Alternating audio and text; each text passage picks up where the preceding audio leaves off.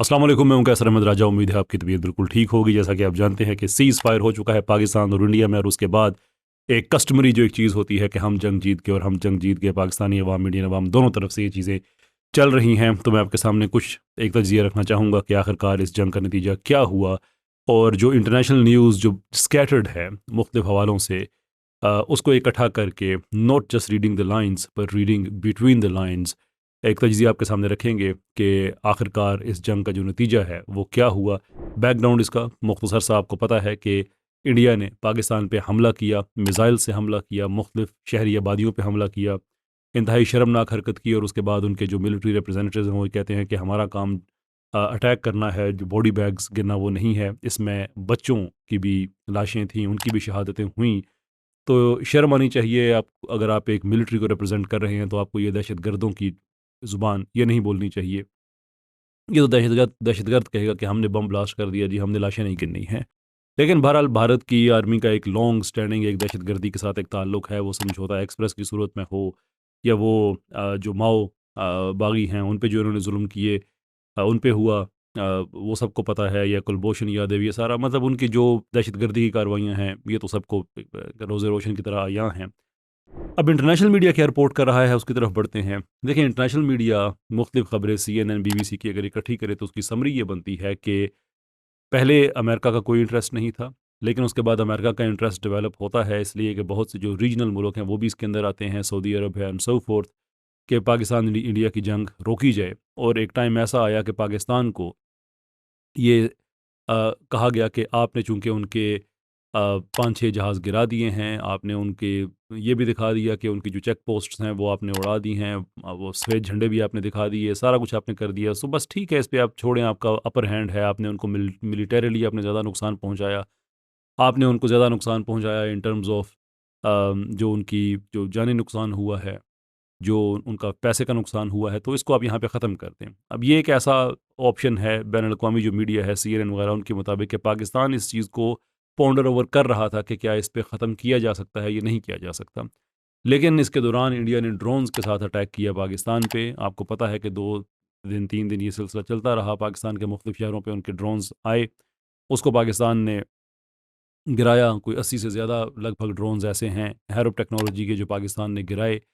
लेकिन इस दौरान ये हुआ कि इंडिया ने पाकिस्तान की एयर बेसेस को निशाना बनाना शुरू किया। जब ये हुआ तो जो पाकिस्तान को प्रपोज़ल दिया जा रहा था कि आप इस जंग को यहाँ पे ख़त्म कर दें, ऑन द बेसिस कि अपर हैंड आपका है, जहाज़ आपने उनके गिरा दिए हैं एंड सो फोर्थ, इस पे पाकिस्तान ने हर तरह से रिफ्यूज़ किया कि बस अब बात ख़त्म है। वो इस हद तक पहुँच चुके हैं कि एक तरफ आप अगर ये कह रहे हैं कि आप जंग बंदी करें, तो इंडिया की इसके अंदर कोई ना कोई एग्रीमेंट तो है, एक्सेप्टेंस तो है कि वो जंग, ज़ाहिर-सी बात है कि आप उनके बिहाफ़ पे ही बात कर रहे हैं, ऐसा तो नहीं है कि आप अपनी तरफ से कर रहे हैं। और ये प्रपोज़ल भी जो आप लेके आए हैं, इसमें कुछ ना कुछ तो इंडिया की तरफ से उनकी हामी होगी। दूसरी तरफ वो हमारे एयर बेसेस पे हमला कर रहे हैं। उसके बाद फिर पाकिस्तान ने जो एक काउंटर ऑफेंसिव लॉन्च किया, बुनियानन मरसूस, जिसमें कुछ ही वक्त के अंदर अंदर इंडिया का जो क्रिटिकल मिलिट्री इंफ्रास्ट्रक्चर था, वो सारी जगहें जहाँ से उन्होंने पाकिस्तान पे हमला किया था, वो मिसाइल्स की सूरत में हो, या जहाज़ों की सूरत में हो, या वो ड्रोन्स की सूरत में हो, वो पाकिस्तान ने उड़ा दिया। अब इंडिया ये कहता है कि पाकिस्तान ने हम बड़ा हमारा अपर हैंड रहा, हमने ये कर दिया, वो कर दिया, वो सारी बातें आपने सुनी हुई हैं। लेकिन एक सवाल है कि जितना टाइम पाकिस्तान ने जवाबी कार्रवाई नहीं की, इतना टाइम इंडिया की तरफ से हमें एक गुरूर, एक तकब्बर नज़र आया। लेकिन जिस दिन की सुबह को पाकिस्तान ने काउंटर ऑफेंसिव किया, उसी दिन की शाम होने से पहले-पहले सीज़ फायर हो गया। अब सवाल ये है कि इंडिया का अगर इतना अपर हैंड था और वो इतना पाकिस्तान को डैमेज कर रहा था, पाकिस्तान के 25 शहरों का उन्होंने बताया कि उस पे उन्होंने तबाह कर दिए हैं, 11 बेसेस तबाह कर दिए हैं, और अभी बस उस तरफ से ब्रह्मोस आ रहा है और ये हो रहा है, तो आप क्यों आप जाएँगे सीज़ फायर की तरफ? You have no reason. और फिर इंडिया के ज़र्फ़ को हम जानते हैं कि अगर उसको भिनक भी पड़ जाए, उसका अपर हैंड है, तो वो कभी भी नहीं छोड़ेगा।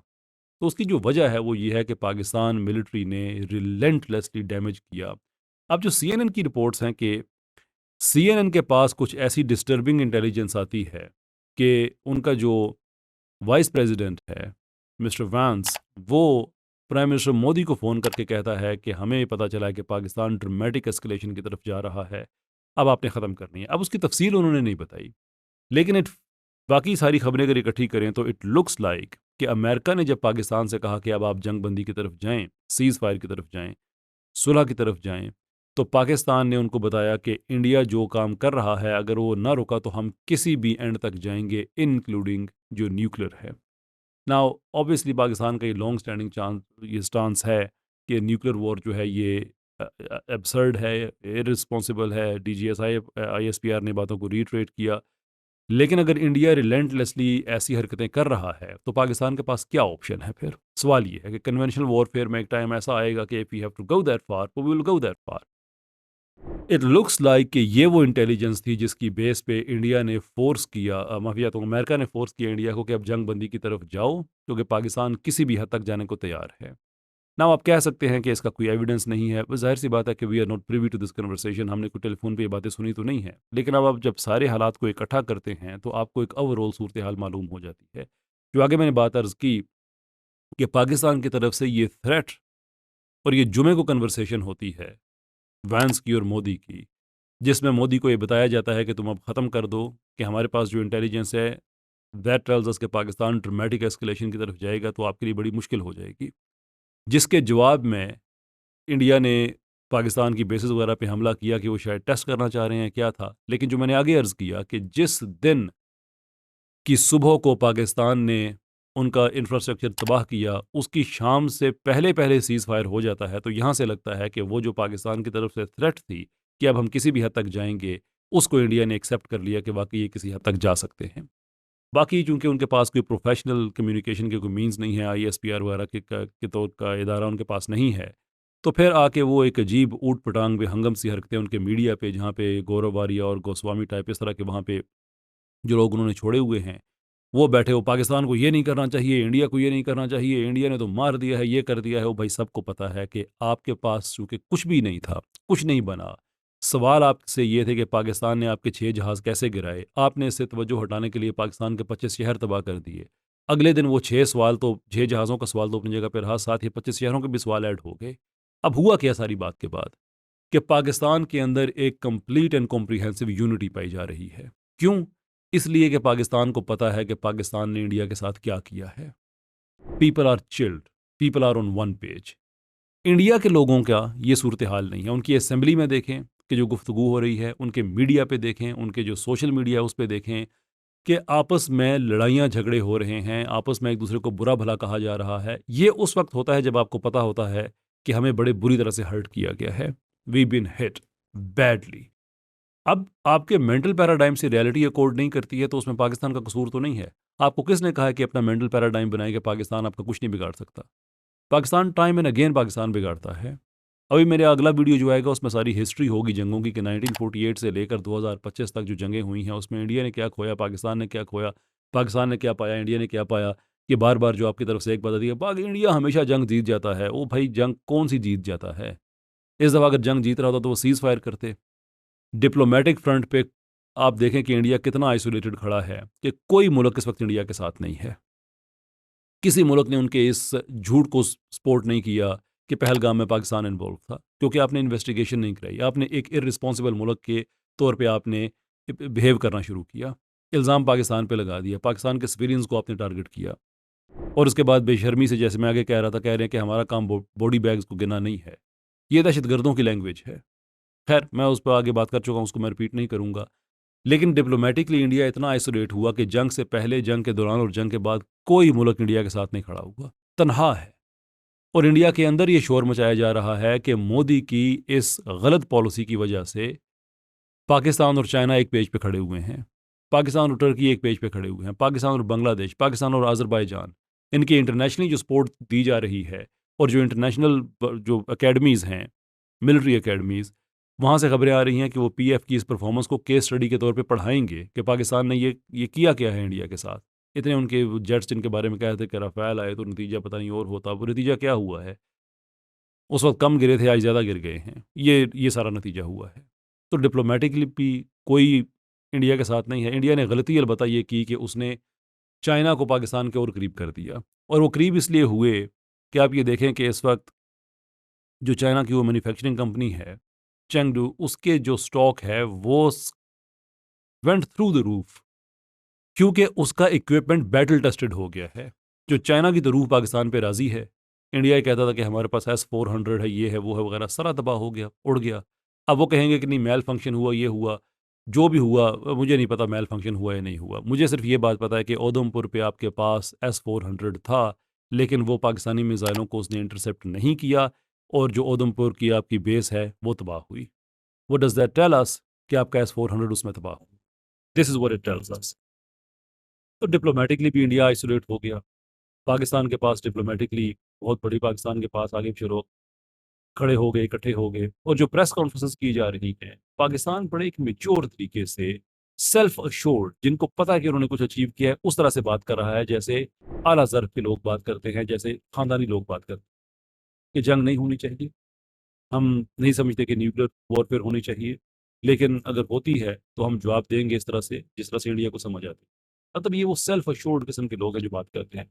दूसरी तरफ वो उनके नेवी वाला कह रहा है कि पाकिस्तान न्यू के what Indian navy would do. What does that even mean? इस जुमले का मतलब क्या है कि पाकिस्तान को पता है इंडियन नेवी क्या करेगी? इंडियन नेवी क्या करेगी? INS विक्रांत लेके आएगी। INS विक्रांत के पास क्या है बताइए?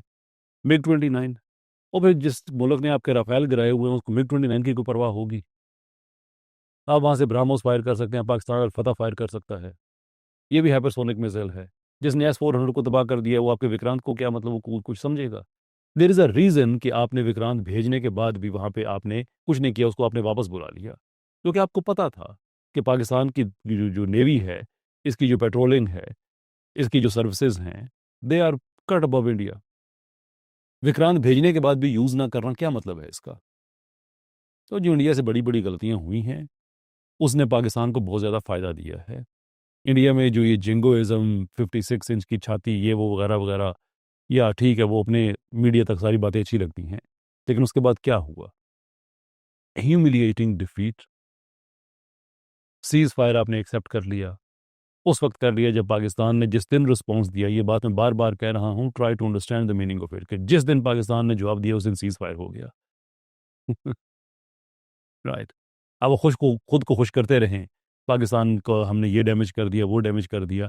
अगर आप ये डैमेज करने की स्किल आपके पास होती तो आप ये 25 शहरों वाला झूठ ना बोलते, ये बाकी बेसिस वाला आप झूठ ना बोलते। आपको हकीकत पता चल गई है कि वो जो आपने एक मेंटल कॉन्स्ट्रक्ट तैयार किया हुआ था कि पाकिस्तान हमारा कुछ नहीं बिगाड़ सकता, रियलिटी उससे अकॉर्ड नहीं कर रही है। अब आपके पास दो ऑप्शन है, इधर रियलिटी को मान जाएं या अपने मेंटल पैराडाइम का कुछ करें। और वाकई अगर अमन चाहते हैं तो अपनी मीडिया पॉलिसी को ठीक करें। ये जो आपके जंग वगैरह वाले हैं, मतलब major Gaurav Arya, I don't mean to be personal, लेकिन उस आदमी का चेहरा देख के किसी पे कोई रोब तारी होता है?